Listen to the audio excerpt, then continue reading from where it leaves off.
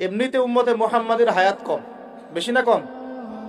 আগেকার উম্মত হাজার হাজার বছর বেঁচেছে, তাই না? 500, 200, 300, 400, 500 বছর বেঁচেছে। আমাদের 60-70 বছর। এর মধ্যে যদি এই সুযোগগুলো কাজে না লাগাই তাহলে হবে? আল্লাহ পাক আমাদেরকে এইভাবে আমলের মৌসুম খুঁজে খুঁজে আমল করার তৌফিক দান করুন। প্রতিদিন আমরা একটা করে হজ আর একটা করে উমরা করতে পারি। প্রতিদিন একটা করে হজ, একটা করে উমরা করা সম্ভব। বলতে পারেন ভাই কিভাবে? এই হাদিসটা শুনেন। আল্লাহর নবী মুহাম্মদ সাল্লাল্লাহু আলাইহি ওয়াসাল্লাম বলেছেন, আমি এবারও সবগুলো বলতে গেলে অনেক সময় যাবে, খুব সংক্ষিপ্ত করে বলছি। যে ব্যক্তি ফজরের নামাজ জামাতের সাথে পড়ে, বলেন আমার সাথে, যে ব্যক্তি ফজরের নামাজ জামাতের সাথে পড়ে, এরপর সালাম ফিরানোর পরে ওই জায়গায় বসে থাকে, সালাম ফিরানোর পর ওখানেই বসে থাকে, বসে বসে আল্লাহ পাকের জিকির আজগার তাসবিহ তাহলিল করতে থাকে। ধরেন আপনি আয়াতুল কুরসি পড়লেন, 3 কুল পড়লেন, ঠিক আছে, আপনি সুবহানাল্লাহ পড়ছেন, আলহামদুলিল্লাহ পড়ছেন, আল্লাহু আকবার পড়ছেন, মানে যেগুলো জিকির আজগার, মাসনুন জিকির আজগার, যেগুলো অথেন্টিক, প্রমাণিত। প্রয়োজনে বসে কোরআন তেলাওয়াত করলেন, কিছুক্ষণ আল্লাহর কাছে দোয়া করলেন, এভাবে হতে পারে। এভাবে করার পর সূর্য উঠে গেল। ধরেন জামাত আপনাদের এখানে কয়টায় হয়? হ্যাঁ, 5:50 বা 55 এরকম না? সূর্যোদয় তো হচ্ছে এখন প্রায় 6:30 কি 40-এর দিকে। ধরেন 7টা পর্যন্ত আপনি জিকির আজগার করলেন, নামাজ ধরলেন, ধরে সকাল 7টা পর্যন্ত ওইখানেই আপনি আছেন মসজিদে, জিকির আজগার করছেন, তাসবিহ তাহলিল করছেন, কোরআন তেলাওয়াত করছেন, একটু দোয়া করছেন, ঠিক আছে? এই সময়টা কাজে লাগালেন। সূর্য উঠে গেল, ওঠার পরে আপনি মাত্র 2 রাকাত নামাজ পড়লেন। এই নামাজটাকে বলে ইশরাকের নামাজ। কিসের নামাজ? ইশরাক। এবার আপনি চলে গেলেন, মসজিদ থেকে বের হলেন। নবী সাল্লাল্লাহু আলাইহি ওয়াসাল্লাম বলছেন, এই ব্যক্তির আমলনামায় একটা কবুল হজ, একটা কবুল উমরার নেকি দেয়া। এগুলো পাওয়া যাবে? একটা হজ করা 4টাখানি কথা? সবার তো তৌফিকও হয় না। হয় অনেকের টাকা আছে, হজ করতে পারে না, আছে না? অনেকের টাকা আছে, হজ করতে পারে না, সামর্থ্য আছে, যেতে পারে না। অনেকের শেষ বয়সে শরীর কুলায় না। আর হজ উমরার কাজগুলো একটু কষ্ট আছে। এগুলো বৃদ্ধ বয়সে যারা যান তাদেরকে বেগ পেতে হয়। ইমানের জোরে তারা করেন, কিন্তু শারীরিক কষ্ট আছে। এই কাজগুলো যুবক বয়সে করা উচিত। আল্লাহ পাক আমাদের সবাইকে এই যৌবনে হজ করার তৌফিক দান করেন। যারা আল্লাহর ঘর দেখে নাই তাদেরকে আল্লাহর ঘর দেখার তৌফিক দান করেন। তো এই আমলগুলো আমরা ছাড়বো না ইনশাআল্লাহ। আরেকটা আমল আমি বলে দেই, এটাও খুব গুরুত্বপূর্ণ একটা আমল। আর আমি যা বলছি আল্লাহ পাক যেন আমাকে আমল করার তৌফিক দান করেন। আল্লাহ রাব্বুল আলামিন আরেকটা হাদিসের মধ্যে, কুদসির মধ্যে বলছেন যে রাত যখন শেষ অংশ আসে, রাতের শেষ অংশে আল্লাহ পাক বলছেন, রাতের শেষ অংশে আল্লাহ রাব্বুল আলামিন প্রথম আসমানে নেমে আসেন। আর কিভাবে আল্লাহ নেমে আসেন এটা ব্যাখ্যা করার দরকার নাই। এটা যারা ব্যাখ্যা করতে যাবে গোমরা হয়ে যাবে, ঠিক আছে? কোনো দরকার নেই। আল্লাহ বলেছেন আমি নেমে আসি, কিভাবে আসেন আল্লাহ ভালো জানেন।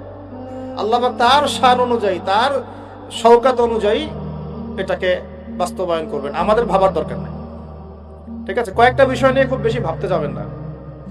আল্লাহ পাক কেমন, আল্লাহ কোত্থেকে আসলো, ঠিক আছে?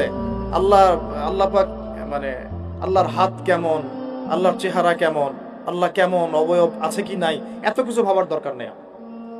যারা এগুলো নিয়ে বেশি ভাবতে গিয়েছে গোমরা হয়ে গেছে। আল্লাহ আল্লাহর মতো। আল্লাহ কার মতো? আল্লাহ শুধু আল্লাহর মতোই, কোনো কিছুর সাথে তার তুলনা নাই, ঠিক আছে? আল্লাহ পাকের নেমে আসাও আল্লাহ পাকের মতোই, আমরা এটা ব্যাখ্যা করতে পারবো না। আল্লাহ পাক বলছেন নেমে শেষ অংশে, রাতের শেষ অংশে, এবং বান্দাদের প্রতি আহ্বান করতে থাকেন, ফজর পর্যন্ত আহ্বান করতে থাকেন কন্টিনিউয়াসলি। কে আছো, কে আছো আমার কাছে ক্ষমা চাইবে, আমি ক্ষমা করে দেব। কে আছো আমার কাছে দোয়া করবে, আমি দোয়া কবুল করব। কে আছো আমার কাছে চাইবা, যা চাবা আমি তাই দিব। কে আছো অসুস্থ, শেফা চাবা, শেফা দিব। মানে কে আছো আমাকে ডাকবে, আমি তোমার ডাকে সাড়া দিব। কখন বলেন এটা?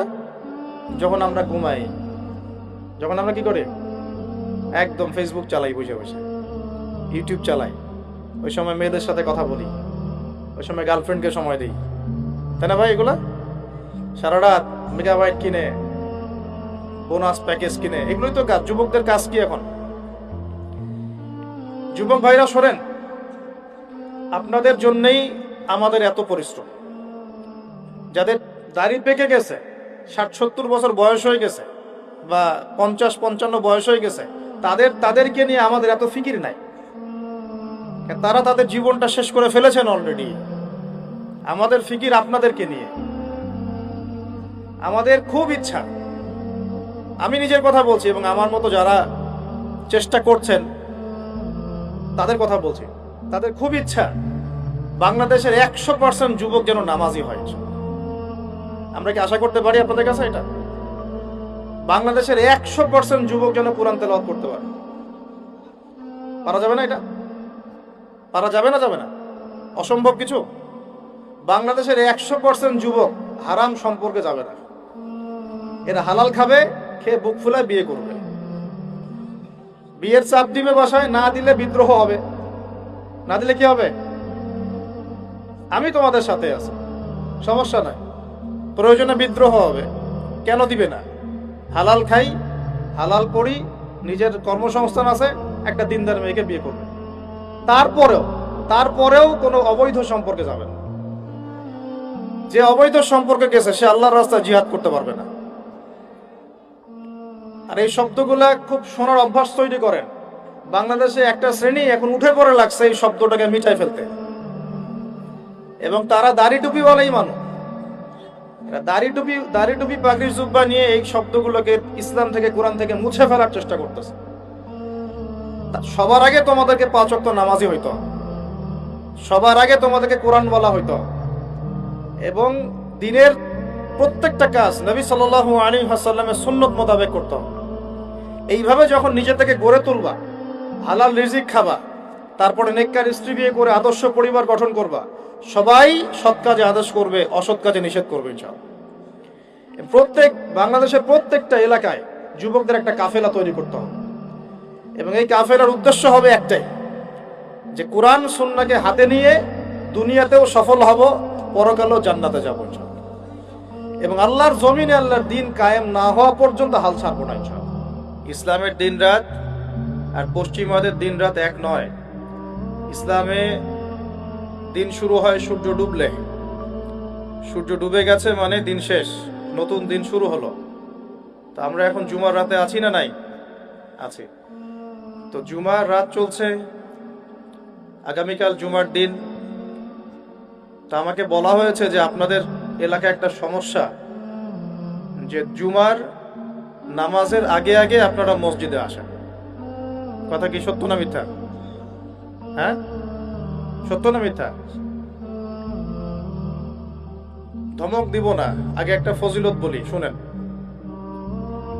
নবী সাল্লাল্লাহু আলাইহি ওয়াসাল্লাম বলেছেন, বলেন সাল্লাল্লাহু আলাইহি ওয়াসাল্লাম, জুমার দিনে যে ব্যক্তি সকাল সকাল গোসল করে, বলেন আমার সাথে, জুমার দিন যে ব্যক্তি সকাল সকাল গোসল করে। আলোচনা তো খালি শুনলেই হবে না, মনেও রাখতে হবে। এই জন্য আমার সাথে বললে মনে থাকবে ইনশাআল্লাহ।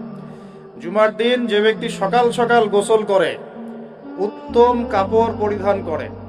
উত্তম কাপড় মানে আপনার ভালো কাপড়টা, আপনার সামর্থ্যের সেরাটা, আপনার সামর্থ্যের মধ্যে সেরাটা। এরপরে সুগন্ধি ব্যবহার করে। আতর সুগন্ধি আছে তো বাসায়? যার ঘরে আতর নাই তার ঘরে তো কিছুই নাই। যে সুগন্ধি ভালোবাসে না সে তো নবী সাল্লাল্লাহু আলাইহি ওয়াসাল্লামের সুন্নতের উপর আমল করলো না। আল্লাহর নবী সাল্লাল্লাহু আলাইহি ওয়াসাল্লাম বলছিলেন, এই দুনিয়াতে যা কিছু আছে, পুরা দুনিয়াতে, তার মধ্যে আমার 3টা জিনিস পছন্দ। কয়টা ভাই? 1 নাম্বার সালাহ, 1 নাম্বার নামাজ। এটা আমার চোখের শীতলতা। নামাজে দাঁড়ালে আমার হৃদয় শান্ত হয়, চোখ ঠান্ডা হয়ে যায়। এটা নবী সাল্লাল্লাহু আলাইহি ওয়াসাল্লামের পছন্দের। ওইটাই এখন উম্মত আদায় করে না। তো সেই উম্মত মাইর খাবে না তো কে মাইর খাবে? কথা বলেন। যে উম্মত নামাজ পড়ে না সেই উম্মত মাইর খাবে না তো কে মাইর খাবে? ওইদিকে পড়ে আসছে, আগে হাদিসটা বলে নে। 2 নাম্বার, এই পুরা দুনিয়ার মধ্যে আমার পছন্দ হচ্ছে সুগন্ধি। কি পছন্দ? সুগন্ধি। 10টা টাকা যদি আর্ন করেন 1 টাকার সুগন্ধি কিনেন, সুন্নত। সুগন্ধি সাথে রাখতে হয়, ব্যবহার করতে হয়, মনটাও ভালো থাকবে। আর সুগন্ধি বেশি ইউজ করলে রোগ ব্যাধিও কম হয়, কারণ রোগ ব্যাধি মনের সাথে সম্পৃক্ত। দুর্গন্ধময় জায়গায় থাকলে আপনার রোগ ব্যাধি বেশি হবে। এই জন্য পরিষ্কার পরিচ্ছন্ন থাকতে হবে, একদম টিপটাপ পরিপাটি। এটা হলো মুসলমানদের চরিত্র। আল্লাহ পাক তৌফিক দান করুন। 3 নাম্বার হচ্ছে স্ত্রী। 3 নাম্বার কি? স্ত্রী। স্ত্রীরা আমার পছন্দ। নবী সাল্লাল্লাহু আলাইহি ওয়াসাল্লামের এই 3টা জিনিস পৃথিবীতে পছন্দ ছিল, পুরা দুনিয়ার সবকিছুর মধ্যে। এখান থেকে বললাম, জুমার দিনে যে ব্যক্তি সকাল সকাল গোসল করে, উত্তম কাপড় পরিধান করে, আতর খুশবু ব্যবহার করে, বাহনে চড়ে নয়, পায়ে হেঁটে মসজিদে যায়। কিসে করে? পায়ে হেঁটে মসজিদে যায় এবং খতিব, ইমাম সাহেব খতিবের কাছাকাছি বসে, দূরে দূরে নয়, যতটা পারে কাছে বসে। আর এই কাছে বসতে গিয়ে মানুষের ঘাড় ডিঙানো যাবে না। যদি আপনার আগে কেউ চলে যায়, তার ঘাড় ডিঙানো যাবে না, এটা অন্যায়। যদি আপনার আগে চলে যায়, তাহলে সে আগে বসার অধিকার রাখে।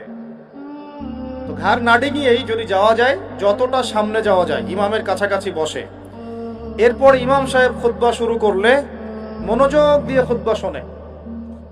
ইমাম সাহেব খুতবা শুরু করলে দিলের কান দিয়ে মনোযোগ দিয়ে খুতবা শোনে। খুতবা চলাকালীন কাউকে ডিস্টার্ব করে না, কাউকে কষ্ট দেয় না। মোবাইল টিপার তো প্রশ্নই ওঠে না, কাউকে কষ্টও দেয় না। এবং ইমামের সাথে নামাজ আদায় করে। কয়টা কাজ বললাম? আমার সাথে গড়েন। সকাল সকাল গোসল করে, তারপরে উত্তম কাপড় পরিধান করে, তারপরে আতর খুশবু ব্যবহার করে, পায়ে হেঁটে মসজিদে আসে এবং ইমামের কাছাকাছি বসে ইমামের সাথে নামাজ শেষ করে। এই কাজগুলো যে ব্যক্তি করবে, সে ব্যক্তির আমল নামায়, ভালো করে শোনেন, সেই ব্যক্তির আমল নামায় ওই যে বাড়ির থেকে বের হয়ে প্রত্যেক পা হেঁটে হেঁটে গিয়েছে না, এক একটা পদক্ষেপের বিনিময়ে আল্লাহ পাক 1 বছরের নফল রোজা, 1 বছরের নফল নামাজের নেকি দিবেন। এই হাদিসটাকে আগে জানতেন? আলহামদুলিল্লাহ, একটা হাদিস শোনাতে পারলাম যা আপনারা জানতেন না। আল্লাহ পাক এই হাদিসের উপর আমাকে, আপনাকে, সবাইকে আমল করার তৌফিক দান। তাহলে এখন কি দেরি করে যাবেন না আগে আগে যাবেন? 1 বছর নফল রোজা রাখা কি 4টাখানি কথা? 1 বছর নামাজ পড়া কি 4টাখানি কথা? কন্টিনিউয়াসলি, কোনো ঘুম নাই, ক্লান্তি নাই, কন্টিনিউয়াসলি নামাজ পড়েছে 1 বছর, কন্টিনিউয়াসলি রোজা রেখেছে, একদিনও বাদ দেয় নাই। 4টাখানি কথা? প্রত্যেক পদক্ষেপে পাবেন ইনশাআল্লাহ এই কাজগুলো আমল করলে। আরেকটা হাদিসে আসছে যে সবার আগে মসজিদে ঢুকবে সে একটা উট কুরবানির নেকি পাবে। তারপরে যে যাবে সে একটা গরু কুরবানির নেকি পাবে। তারপরে একটা খাসি, তারপরে একটা মুরগি, এইভাবে করতে করতে করতে ডিম পর্যন্ত আসবে। এরপরে ইমাম যখন খুতবা শুরু করে দিবে, তখন ফেরেশতারা খাতা বন্ধ করে ফেলে। এই যে ভালো করে শোনেন, ফেরেশতা মণ্ডলী জুমার দিনে দরজার সামনে দাঁড়িয়ে থাকেন, মসজিদের দরজায় দাঁড়িয়ে থাকেন। কে আগে ঢুকলো সেটা লিখেন। এই যে আব্দুর রহমান আগে ঢুকেছে, এই যে আব্দুল্লাহ পরে ঢুকেছে 2 নম্বরে, আব্দুর রহিম 3 নম্বরে, এইভাবে লিখেন। তারপর যখন ইমাম খুতবা শুরু করে দেন, তখন খাতাটা বন্ধ করে তারা খুতবা শুনতে বসে যান। এরপরে যারা আসে তাদের নাম ওই লিস্টে আর ওঠে না। নামাজের নেকি পান, ফরজ আদায় হয় ঠিকই, কিন্তু খুতবা এবং জুমার নেকিটা আপনি হারিয়ে ফেলেন। তাহলে এখন আমরা